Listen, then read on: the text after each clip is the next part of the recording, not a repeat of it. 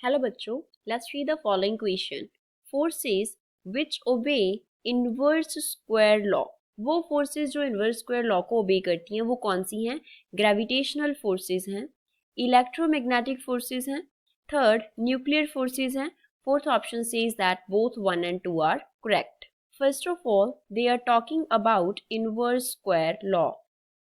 इस क्वेश्चन का की कॉन्सेप्ट समझते हैं कि इनवर्स स्क्वायर लॉ क्या होता है। इनवर्स स्क्वायर लॉ क्या होता है? जब कोई फोर्स एक्ट करता है, फोर्स एफ एक्ट करता है एंड वो इनवर्सली प्रोपोर्शनल हो किसके? डिस्टेंस के स्क्वायर के। डिस्टेंस को मान लो हमने आर कंसिडर किया है, तो अगर वो इसके डिस्टेंस के स्क्वायर के क्या है? इनवर्सली प्रोपोर्शनल है, तो ऐसी जो फोर्स होती है उसको हम बोलते हैं कि फोर्स ओबे कर रही है इनवर्स स्क्वायर लॉ। अब फर्स्ट ऑप्शन क्या दिया गया है? Gravitational force.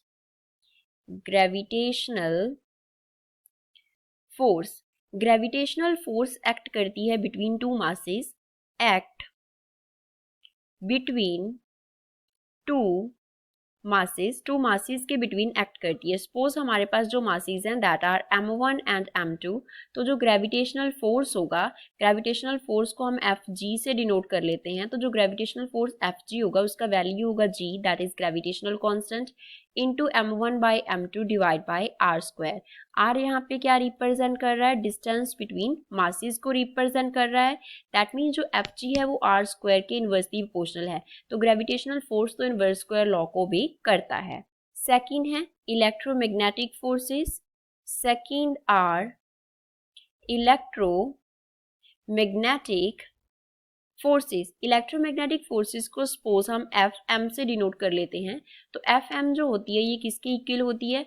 के here is constant into Q1 into Q2 divide by R square. K जो है वो इक्वल होता है एक कांस्टेंट के का वैल्यू क्या होता है? कांस्टेंट। इसकी वैल्यू होती है 9 into 10⁻⁹ newton metre square per coulomb square. Q1 and Q2 दोनों रिप्रेजेंट करते हैं चार्जेस को, these two are charges. Again यहाँ पे R क्या है? R here represents the distance between charges. R क्या है? चार्जेस का डिस्टेंस है। सपोज Q1 को यहाँ पे रखा हुआ है, Q2 को यहाँ पे रखा हुआ है, तो Q1 का Q2 से जो डिस्टेंस है दैट इज R। तो फोर्स जो है Fm वो क्या है?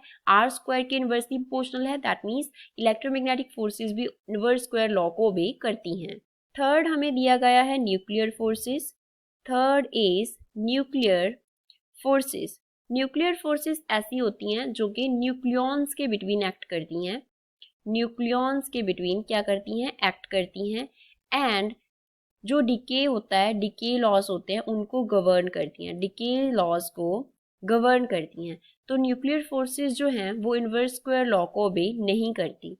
ये डिस्टेंस के स्क्वायर के इनवर्सली प्रोपोर्शनल नहीं होती, तो इनवर्स स्क्वायर जो लॉ है, inverse square law do not obey, उस लॉ को ओबे नहीं करती। तो इलेक्ट्रोमैग्नेटिक फोर्सेस करती हैं, ग्रेविटेशनल फोर्सेस करती हैं। मींस फर्स्ट एंड सेकंड दोनों इसका आंसर होगा। So we will take 4 as a correct option. I hope you understood it well. Thanks.